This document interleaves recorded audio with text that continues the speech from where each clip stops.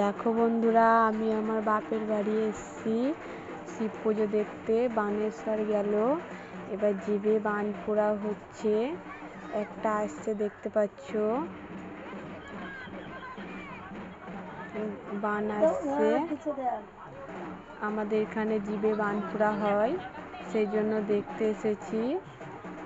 দেখতে পাচ্ছ সব নাচ হচ্ছে। শিব পুজো উপলক্ষে বেড়াতে এসেছি। তোমাদের ওখানে কেমন শিব পুজো হয় একটু জানাও কমেন্ট করে। আমাদের এখানে জিভেতে বান পড়ে,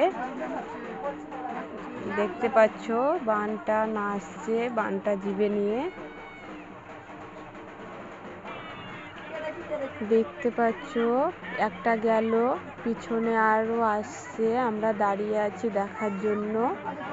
প্রচুর লোক দেখতে পাচ্ছ, সবাই এসছে দেখতে। দেখো বন্ধুরা, দিঘির ঘাট থেকে এবার চলে এলাম শিব মন্দির।